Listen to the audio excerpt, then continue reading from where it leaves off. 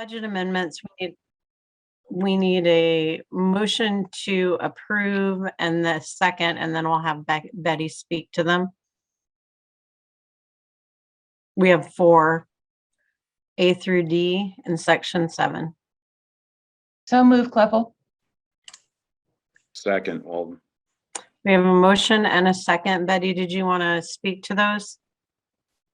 Sure. So we have 4 new grant awards. The first is the Redeploy Illinois in the amount of $25,000. This will accommodate the receipt of new funding to serve for the RPC to serve as the grant recipient and fiscal agent for the Illinois Redeploy Planning Grant. A consultant will be engaged to facilitate all of the juvenile justice related stakeholders in our community in an effort to review our current systems, identify gaps, and review the availability and accessibility of evidence-based practices. It is hoped that this planning grant results in the management and deployment of a formalized redeploy initiative in our community.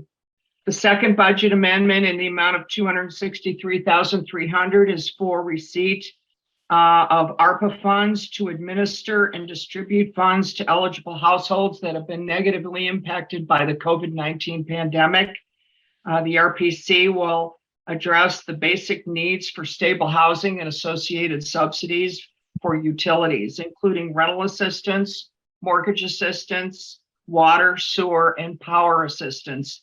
Each eligible household may receive up to $25,000 in ARPA relief funding. RPC staff will conduct initial assessments, verify eligibility, maintain client files, issue payments to vendors, which includes landlords, banks, utility companies, and they will refer and advocate for client services. The third budget amendment is for in the amount of $50,000 for the Urbana Home Consortium Plan. This amendment will accommodate the receipt of funding for RPC staff to develop an evidence-based allocation plan for the Home Consortium Investment Partnerships ARPA funding, which is in the amount of $2.9 million. This planning grant will allow an opportunity for stakeholders to address local needs, including the production and preservation of affordable housing, tenant-based rental assistance, supportive services, homeless prevention services, housing counseling, and perhaps the purchase and development of non-congregate shelters. The fourth budget amendment is for a workforce apprenticeship expansion grant from the state of Illinois in the amount of $124,907. This funding will allow us to demonstrate innovative strategies or replicate evidence-based strategies that will align and strengthen our local workforce delivery program.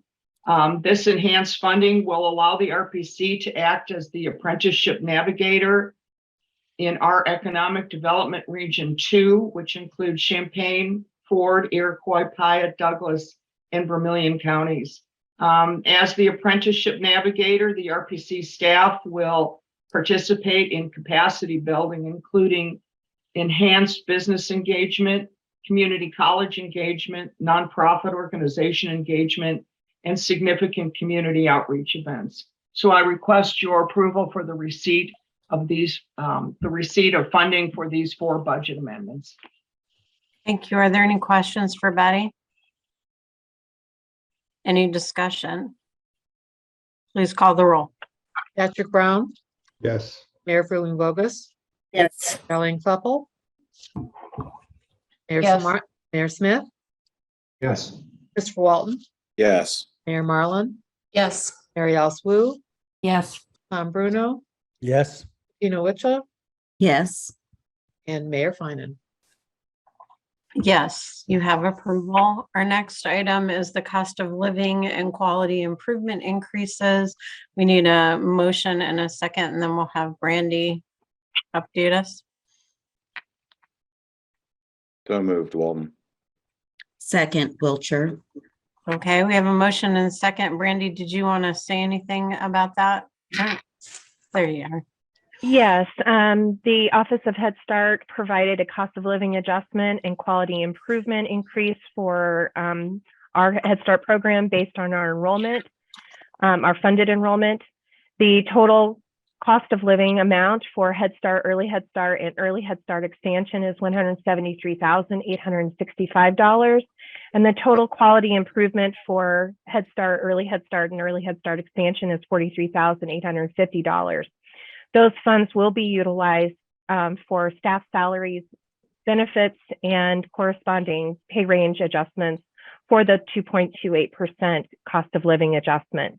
Program is also requesting a waiver of the non-federal share match as our program continues to struggle with the COVID pandemic. I'm requesting your approval to submit applications to the Office of Head Start for the cost of living adjustment and the quality improvement based on our formula allocations. Okay, we have a motion and a second. Are there any questions? Any discussion? All right, please call the roll. Patrick Brown, Yes. Mayor Frühling Vogus, Yes. Darlene Kleppel, Mayor Smith, Yes. Yes. Mr. Walton, Yes. Mayor Marlin, Yes. Mary Oswald, Yes. Tom Bruno, Yes. Tina Wilcher, Yes. and Mayor Finan. Yes. And Ms. Motion Flannan has passes. arrived also. Okay, thank you. So motion passes. The next item is the RPC proposed membership fees and work plan, and we need a motion and a second. So move, Kleppel. Second, Smith. Okay, we have a motion and a second. Rita, did you want to update us? Good morning, everyone. You have the memo in your packet presenting the membership fees for fiscal year 23. This covers the period between July 1st, 2022 to June 30, 2023. On the memo, you can see the history of the fees. Particularly this year's, the fees are based on the 2020 census population figures. And with that, you can see that the fees will change this year. For some communities, there was a benefit. For some other communities, there was an increase based on the change of population. These fees were discussed by the RPC Technical Committee on April 29th. At that time, none of the agencies indicated any concerns. One thing to note is that, as you can see, on fiscal year 23, we'll be collecting a smaller amount than the fees that we collected in fiscal year 22, and that's due to the smaller population than what was estimated in 2019. Other than that, you also have, as part of the memo, the scope of services that was discussed also with the RPC Technical Committee members at that meeting, and it was approved as part of the membership fees proposal. I'm just requesting approval of the proposed fees along with the scope of services. If you have any questions, please let me know. Are there any questions? I actually did have one. Mm-hmm. If there are special censuses that take place, does that change the fee structure or does it stay in place? Probably for this year will have to be discussed with the member agencies, and they will have to decide how to move forward with that. My assumption will be that the results of the special census will not be given to the respective agencies by the time period of this fiscal year. Then it will change for the next fiscal year. Okay, sounds good. Okay, any comments? Please call the roll. Patrick Brown, Yes. Mayor Frühling Vogus, Yes. Darlene Kleppel, Yes. Mayor Smith, Yes. Christopher Walton, Yes. Mayor Marlin, Yes. Mary Alice Wu, Yes. Tom Bruno, Yes. Tina Wilcher, Yes. Kelly Blandon, Yes. and Mayor Finan. Yes, Thank you. motion passes. You have approval. Thank you. You're welcome. We next have Head Start. And why don't we go ahead and do a motion for the management report and the and financing and service area reports for January, February, and March, and then we can have Randy speak to them. So moved, Wiltshire. Second, Walton. So we have a motion and a second. And Brandy, do you want to tell us about those reports? I know that we're under a time crunch, so I just want to mention this morning that we did have our federal monitoring visit the week of May 2nd, and it went really, really well. We had good feedback from the federal team leader. We had great participation from the Policy Council. I also had Mayor Finan and County Executive Darlene Kleppel participating in the interviews, and I want to send a thank you out to you. So I just wanted to share that with you this morning, and I'll keep you updated as soon as I have more information. Thank you. All right. Any questions for Brandy? All right, please call the roll. Patrick Brown, Yes.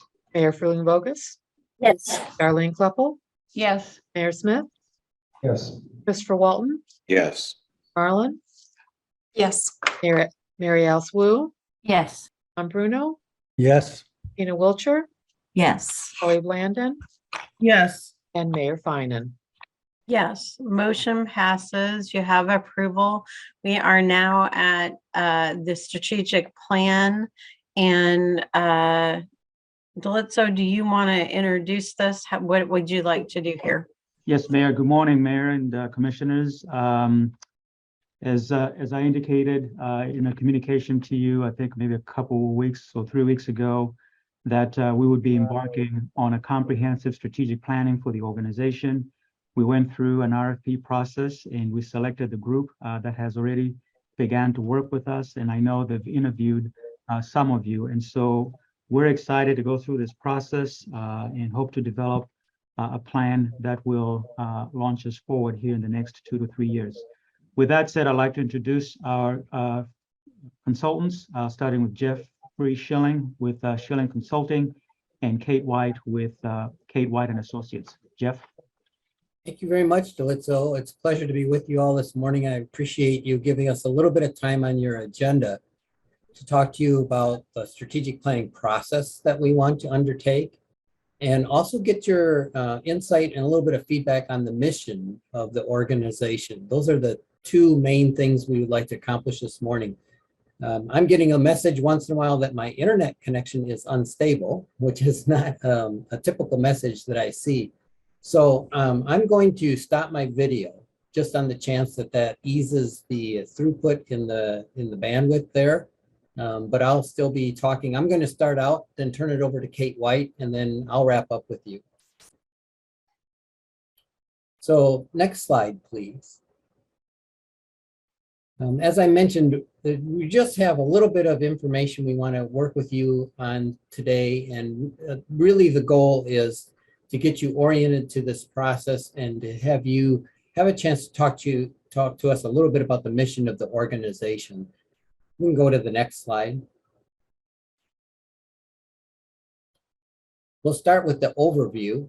You can go to the next slide. This diagram shows the process that we use. Now, I know that a lot of you have probably already been through strategic planning processes before.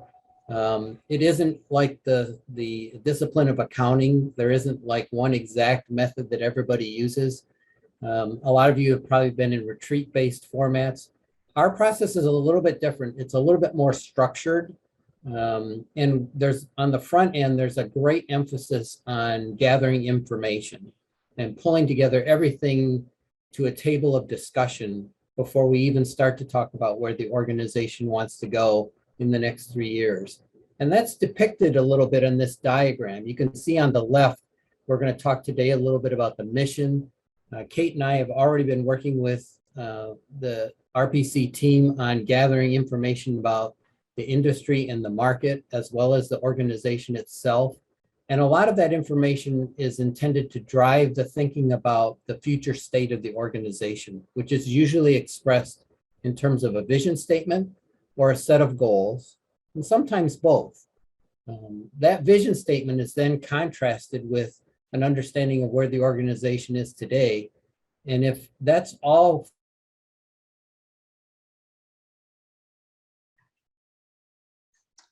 Jeff, are you still there? Well, since Jeff has possibly dropped off, I'm just going to jump in. My name is Kate White, and I've had the pleasure of working with the WITSO when we were both formerly state association directors. And it's Jeff and my pleasure to join you in the strategic planning process. As Jeff was mentioning, we do a lot of work on the front end. And you'll see in that center of the slide, we will work with the team at RPC in a format that is sort of like a retreat. We're going to split it into 2 days, and we're going to look at vision and specific measurable goals and objectives for the organization, and making sure that we're using the organizational information that we've received from customer surveys, employee surveys, board surveys, and our SWOT analysis. And so for those of you who are familiar with the strategic or with the community action side of the house at RPC, in addition to the strategic plan, we're going to take the opportunity to explore a theory of change. And if theory of change is new to anyone, basically it's an idea about giving your rationale for why you have the service portfolio that you do, and that you're able to explore and take advantage of the synergy of your strategic plan to really have a document that will share with the community why you're doing what you're doing and what the desired outcomes of that work will be. So you'll see at the very bottom, you'll see the different elements of your plan, and those will be available obviously in written form for all of you to review the draft as well as approve it later. So let's go on to the next slide. This is the timeline, and I know that it's a little busy, but we want to make sure everybody can follow the process. You'll see that red box up at the top left, and that's where we're at today. We're in the kickoff, and we're doing that overview. And then you can see we have everything pretty much laid out so that all the items that you saw on the previous slide get accomplished on the time frame that RPC requested. And then our goal is to have the first draft of the plan to RPC on the 30th of August. And if there's a need for a second draft, we'll do that in September. And then we'll have plenty of time to make sure that you have your final plan for your October meeting. Next slide. So we took a lot of time in the front end to describe a planning process so that we had the right research from the right people to inform this plan. And so when we talk about the industry, we're talking about the areas in which the RPC team works. And RPC, as you know, is a very special organization because it includes regional planning as well as human services type work, and they're a transportation provider, and they do so many wonderful things in Champaign County and in the region that we want to make sure that we have the feedback that we need from people from those various sectors. And so we're conducting those industry assessments as we speak. We're also looking at the market, and the market are people actually in the community who are doing the work, as well as people who are receiving the work. So those are the customers and the stakeholders of RPC. And then we're doing the organizational assessment where we're interviewing employees to get their sense of what things are how things are going, what the conditions are in their workplace. We're also interviewing member municipalities, and we're also talking with the board. And so we'll do a member survey as well. Well, it's a board member survey, sorry. But we're going to look at the things you typically look at. How's the organization doing? Are there new opportunities for RPC? Are we doing the right things for the right people at the right time? All of that goes into the organizational assessment. Next slide. So we're going to start off with some early findings. Jeff, are you back on? Okay, well, that's why we work as a team, because if something happens to one of us, we have another one to take the ball and run with it. So the next, go ahead to the next slide. We have been doing some early research because we know, and we've heard today a little bit about the excellent news about your planning grant in the area of homelessness and housing. And so some of the things that are affecting your community are increase in homelessness and people living in an unsheltered environment. Oh, hey, Jeff, I see you're back. Are you able to pick up here? I am. I apologize, everyone. I don't know why I'm having this difficulty, but I trust Kate's just been moving you right along. So I'll switch to color commentary and Kate can do play-by-play. Thank you for your understanding. So Jeff, do you want me to go ahead and continue, or do you want to pick it up here on slide 8? Yeah, it might be best if you continue if you can, Kate. Awesome.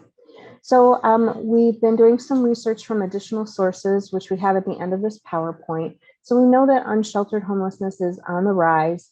We know that, as I've spoken to a number of you already, you know, the availability of affordable housing for workers, as well as people of modest and even low income, is in very short supply.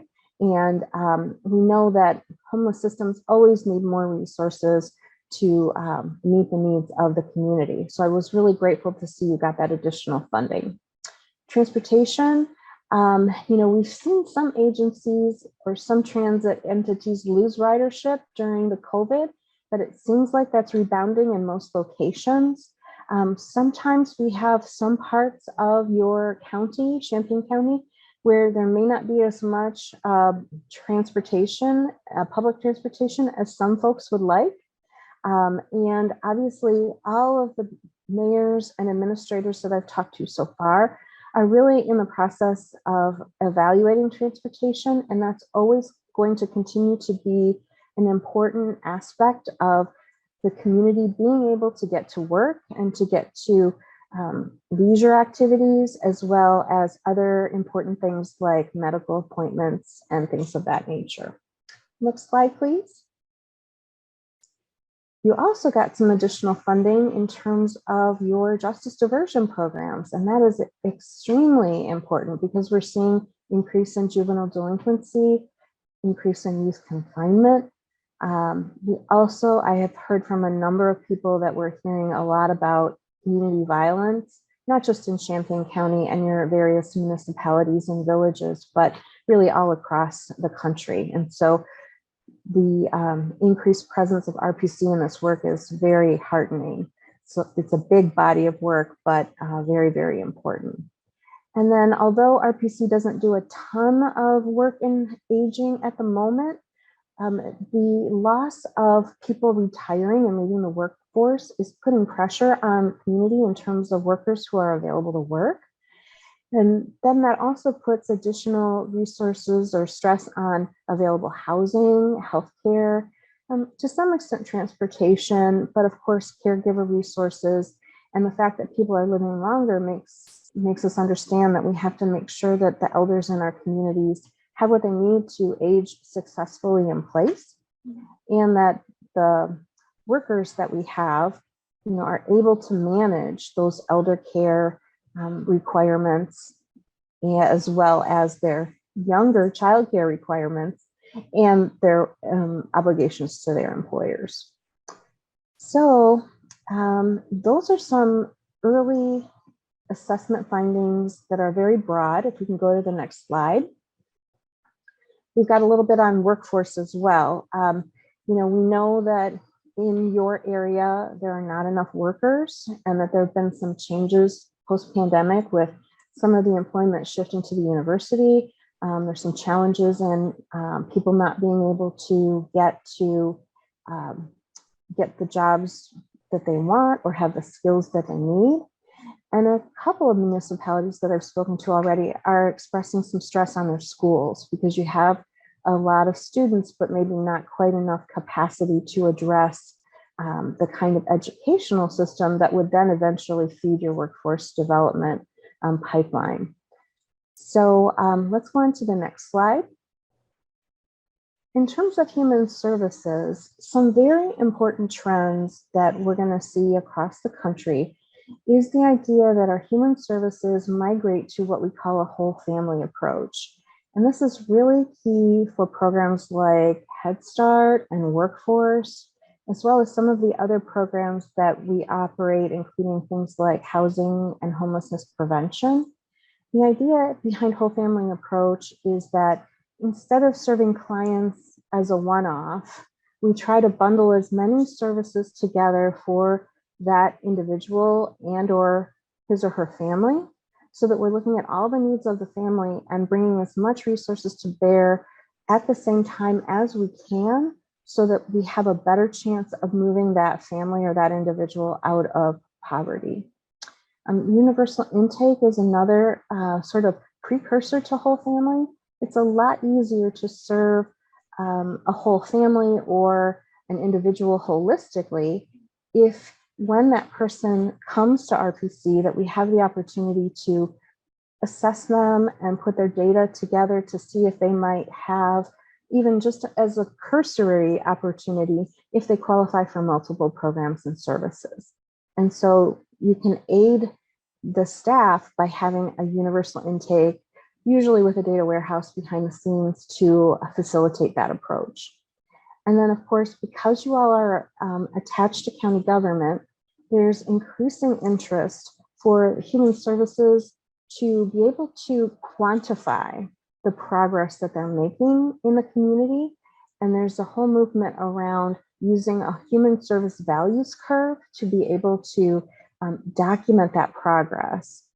And so, we know part of that is going to be just the normal taxpayer interest in seeing accountability for funding, but we know that we have CARES and ARPA funding that is going to really drive accountability in the very near future.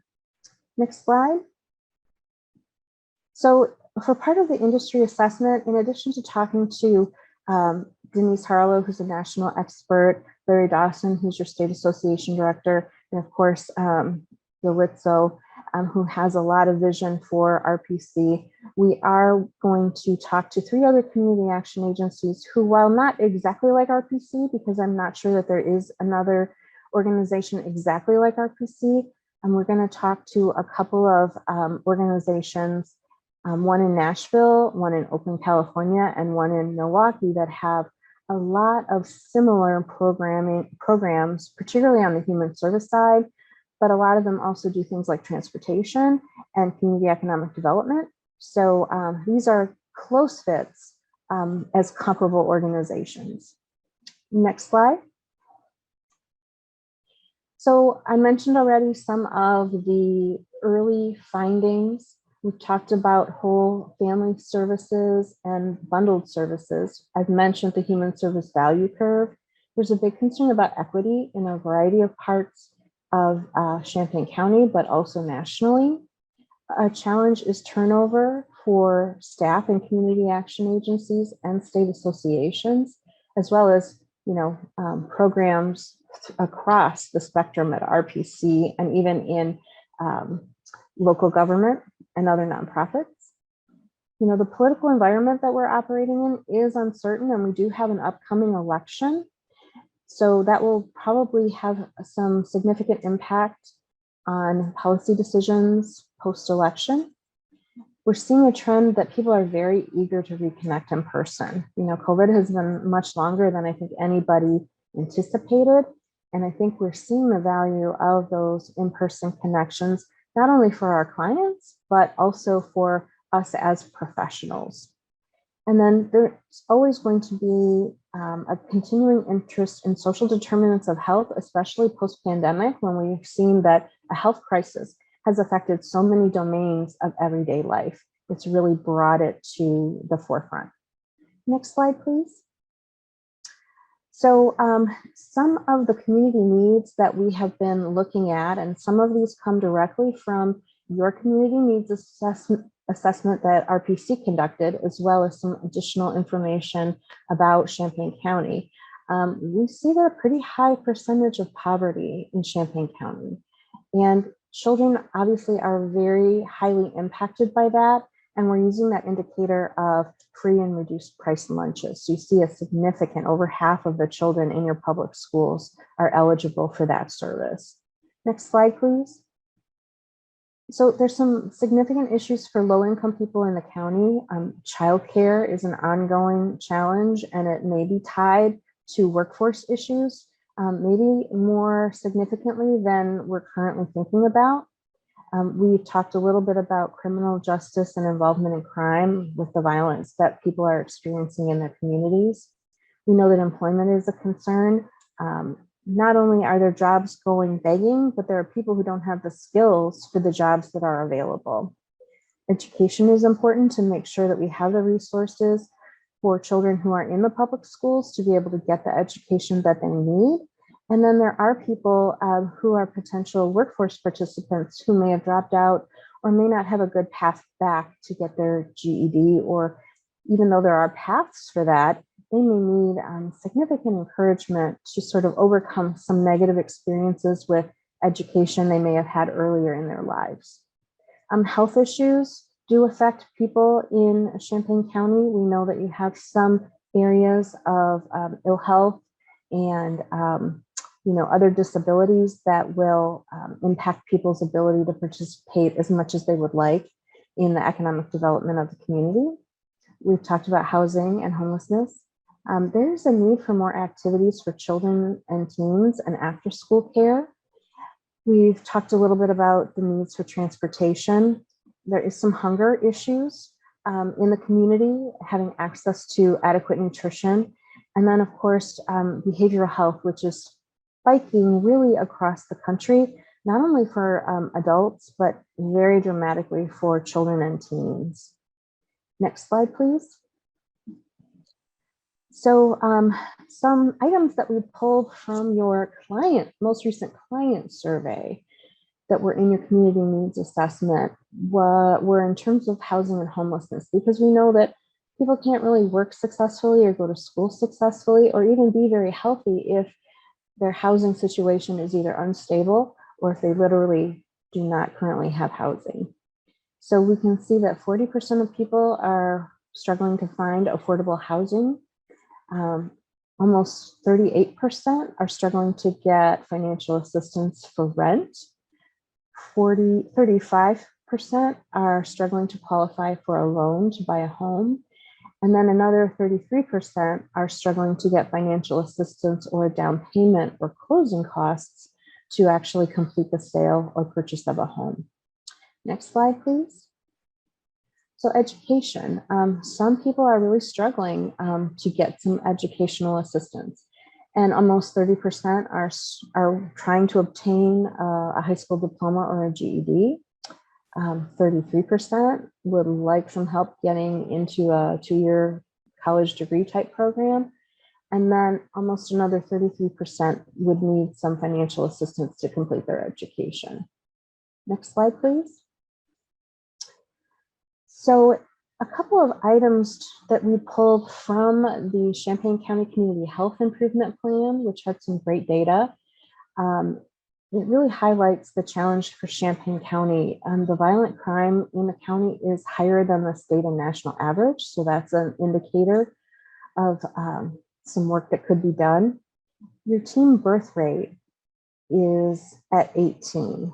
So that is very high. And we'll talk a little bit more about that later. And then your child mortality rate is higher in Champaign County than the rest of Illinois. And that indicates maybe that people who are pregnant are struggling to get access to good prenatal care as well as postnatal care for their children. Next slide, please. So from that same document, we looked at the top health concerns that people in the community identified. And the particular assessment that we looked at, or the improvement plan that we looked at, segmented a lot of different kinds of populations. So they asked by age, they asked by ethnicity, they asked by geography. But for this purpose, we pulled everything together to look at the top health concerns so we could get a more holistic view for all of Champaign County. So we can see mental health tops the list. and drug and alcohol abuse, or as we're currently calling it, substance use disorder, is very high up there, along with gun violence. Obesity is one of those health issues that I mentioned. Domestic violence is very high, child abuse and neglect, challenges for our elders as they age.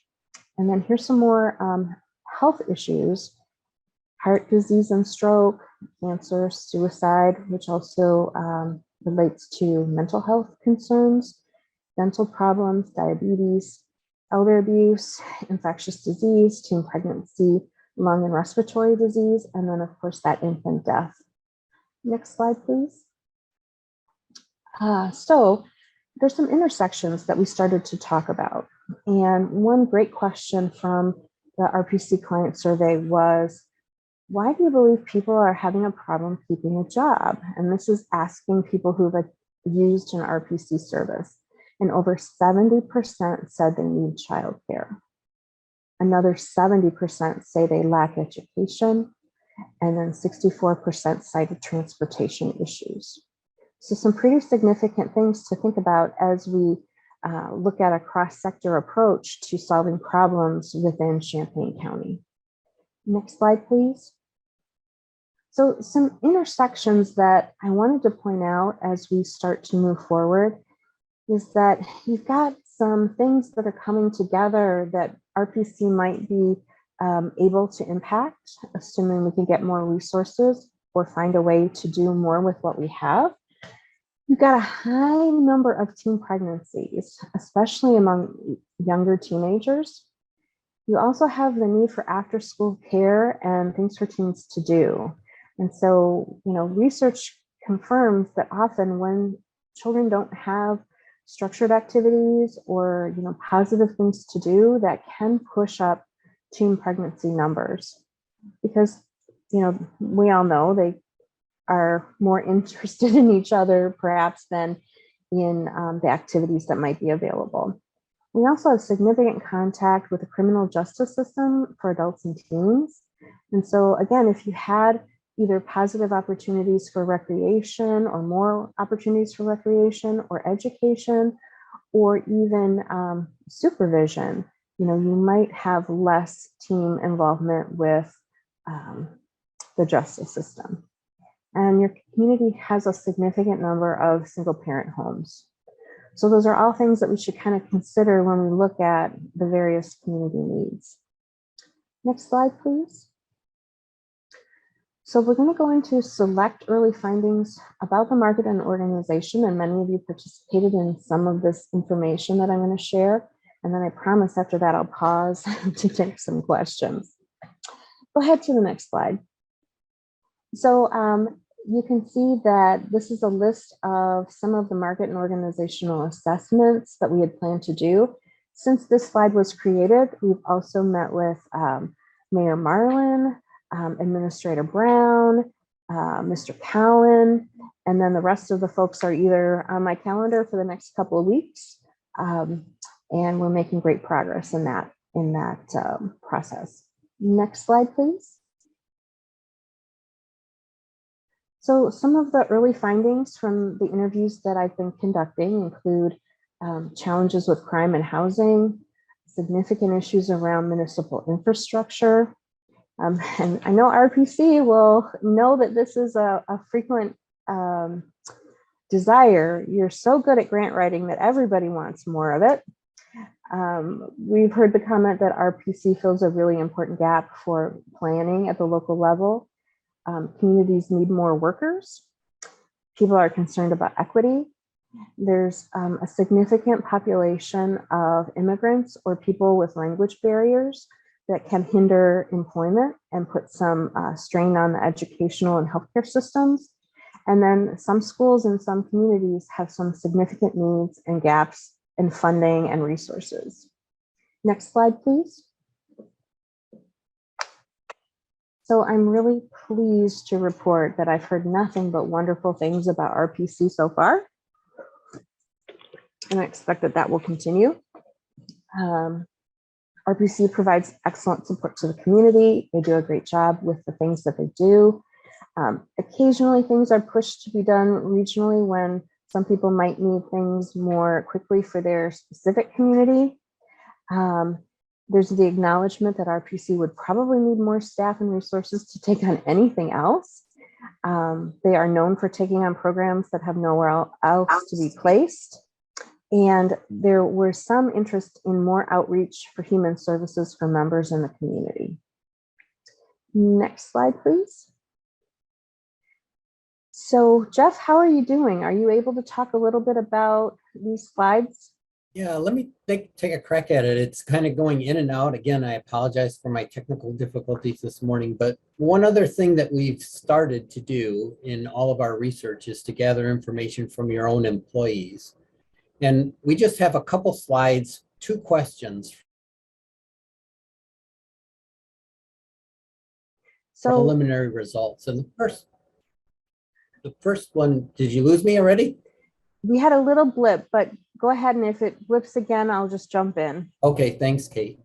The first question was, how high a priority are the following roles, kind of organizational roles in human services for CCRPC?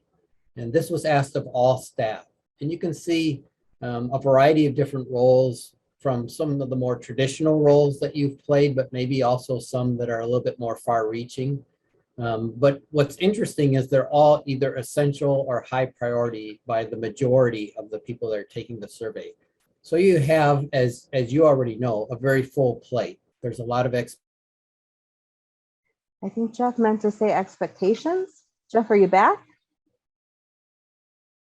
Okay, so you can see the different areas that are very high priority. I just want to mention the things that are super high priority are red. The next priority is orange, and you have a lot of things that have significant orange orange bars. And then you have medium priorities in yellow, low priorities in gray, and blue that is not really a priority. So a big important issue for RPC is to advocate for diversity, equity, and inclusion, empowering people to achieve self-sufficiency, respond to current community need, provide planning and engineering and technical support to the community. And then less so, I mean, it's important, but not quite as important, is engage the community to achieve the mission. So it's a high priority, but not as red and essential, because I think they're doing a pretty good job of that so far. Let's go on to the next slide.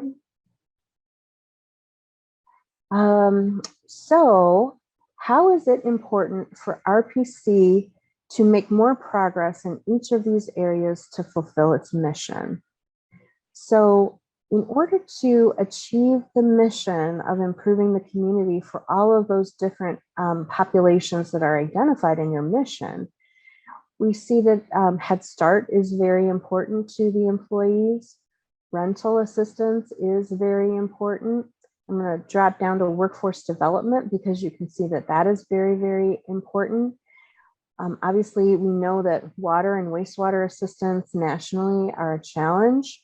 I'm going to jump now down to housing advocacy and certified housing counseling, along with weatherization of the current housing stock. And then I'll jump back up to your LIHEAP program. You know, I want to just make a comment about LIHEAP. We see a huge amount of LIHEAP being handled by RPC. And so we're touching a lot of people's lives and doing what we call modifying or reducing some of the pain of poverty.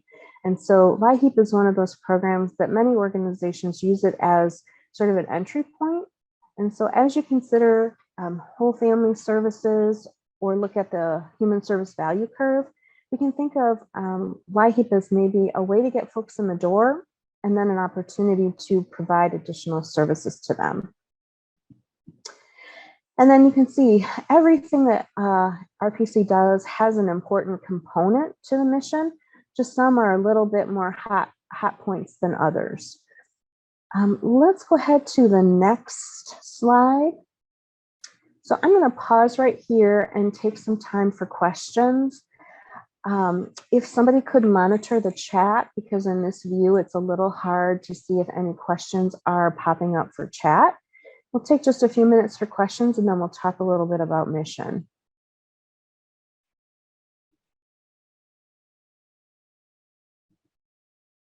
I'm not seeing any questions in the chat, No. so I think you can move on. Okay, then let's go to the next slide. Jeff, how are you feeling? Do you feel like you want to rejoin? I'm feeling good, but my internet connection apparently isn't. Okay. And I apologize. I'll probably just have a minute or two and it's probably going to time out again, but we'll see if I can get a couple of thoughts in. So the whole point of giving you that little thumbnail of information, which it really is just a thumbnail of all the information that we're going to be working with the planning work group on, is just sort of set the stage for this last discussion, which is for you all to talk just for a little bit amongst yourselves and with us about the mission statement. Of all the components of a strategic plan, the mission statement tends to be changed the least often. Part of that reason is it speaks to the purpose of the organization. And so it's intentionally worded more broadly to give the organization some latitude in what they're doing and how they're achieving and fulfilling that purpose. It's not the same as a vision and it's not the same as the goals. Those are expressions of where you want to be 3 years from now or 5 years from now. But the mission is your purpose and it's ongoing. It's not really related to any point in time. So I just want to make that distinction because sometimes the words mission and vision especially get confused and interchanged, and they're really two different things. Now you can go to the next slide. But still, mission is another really important part of a plan. It gives you a framework to make decisions. It guides the board in the ongoing development of the organization. It's a valuable reference point in strategic planning. We want to make sure the desired future state is consistent with the purpose of the organization. It's a motivator and sort of a comfort zone too. I use that last term kind of more lately for staff. Because when situations arise, when there is no policy or procedure to guide them, they usually fall back on one of two things, the mission statement or the values of the organization. And so for staff, it's a really important reference point. And nowadays, with more and more emphasis on finding the best talent and retaining that talent, the mission statement is one easy way to begin to convey to prospective employees what the organization is all about. You can go to the next slide.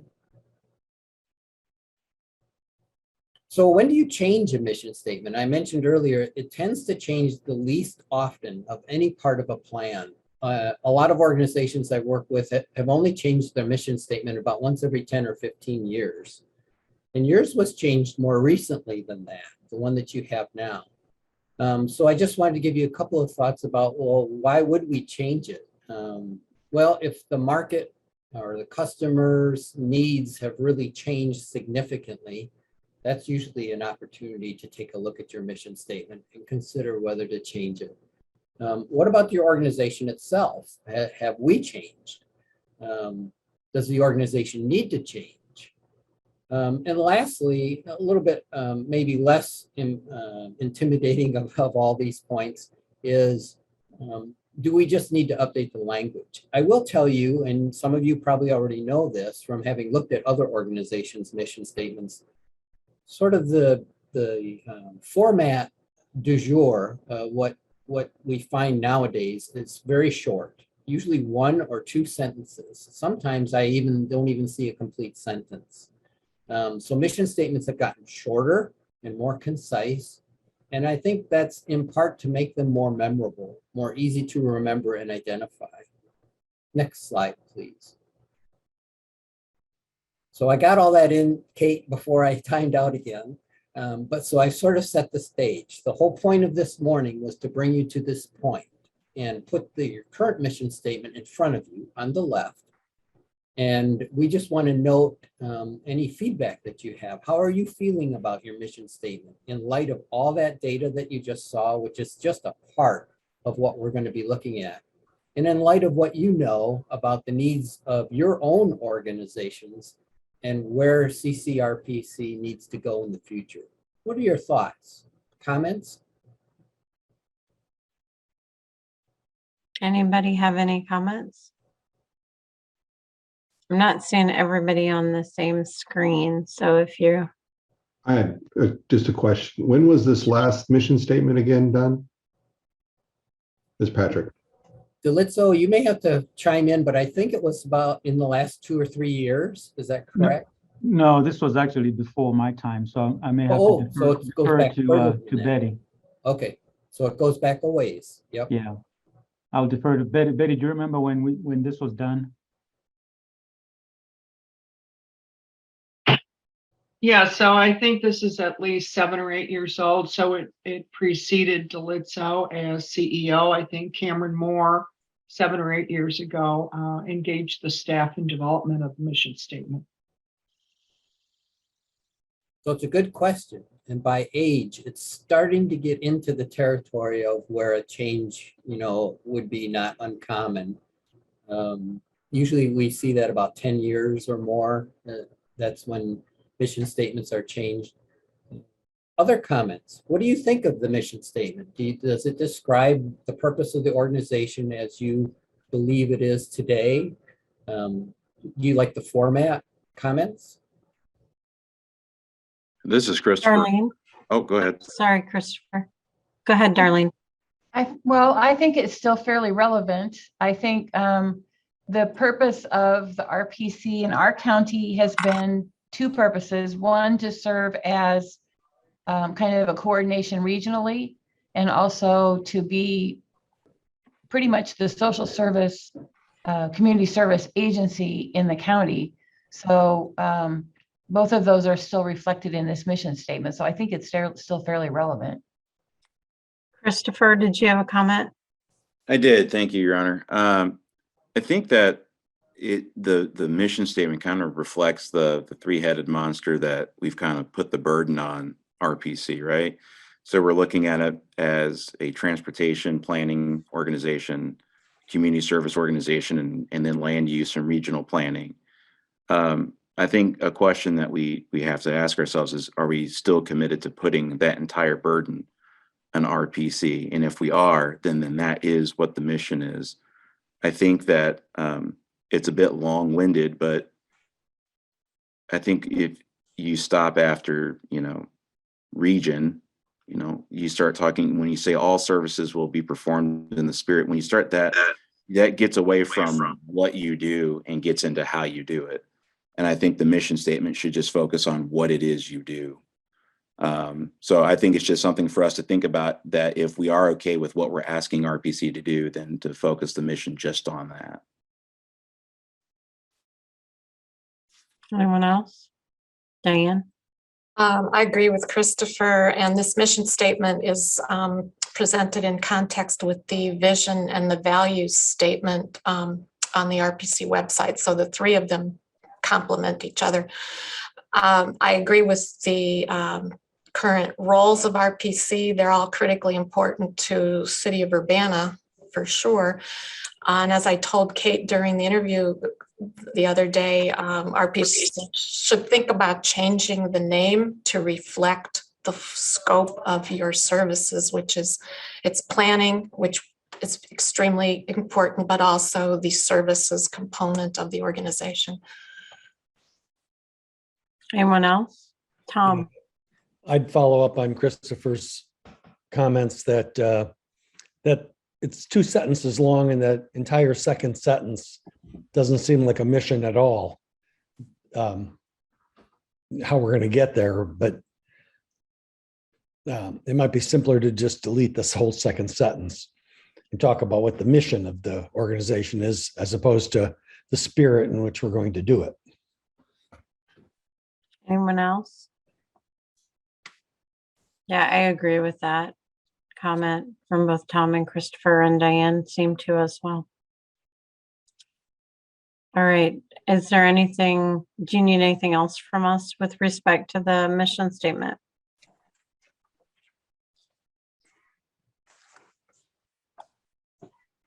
Jeff, are you okay to chime in? Oh, I think I just got my audio back, if you can Yep. hear me. We can. Yeah, so as independent third-party consultant here, we would agree, I think, with the last few comments about that second sentence. It gets a little bit more into means as opposed to the purpose of the organization. And what I also heard before my audio timed out is for a number of you. So I think Jeff the was, key service, go ahead, Jeff. the key services that are that need to be delivered by CCRPC. So that first sentence, there's some pretty good content. The second sentence maybe isn't necessary. So how many of you would entertain and think it would be a good idea to maybe see a little bit newer, updated version of this? Can I just have A quick show of hands if folks can use the reaction button or say aye. I did see a number of hands go up, so that's good. Awesome. I'll tell you what, and this is what we usually suggest in this situation is if there's a couple of you that like to wordsmith a little bit, what I would request is you just get an email to Debbie that you'd be up for a very short meeting to talk about some new wording. I'm just looking for one or two of you to work with Kate or I. And that's something we would do offline.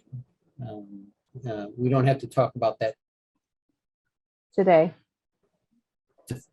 We'll develop a new one or two new versions for people to look at. All right. So Next slide. Go ahead. Let's go ahead to the next slide.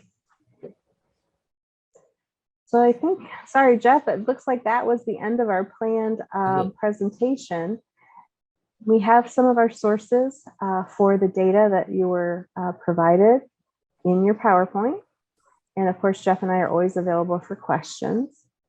We're really grateful to be working with you all. And Jeff, was there anything else you wanted to say in summation as we continue moving the process forward?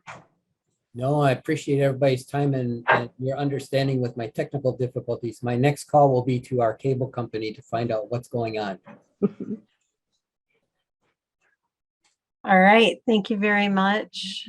So the next item on our agenda is the management report. Thank you, Mayor. CEO report, and I'm going to be very brief. One of the other plans we will be also sharing with you, as I indicated in the email, is that we're working with some architects to help us with some space planning. And it's a comprehensive look at facilities for the RPC, as well as how we are planning to configure the way we're going to do our work. And so that will help us to determine what kind of space the RPC would need here in the short future. So will be forthcoming. We're anticipating the report from the architects to be completed by next month. And so probably at our next meeting, we will present that report to you. With that said, Mayor, that concludes my report.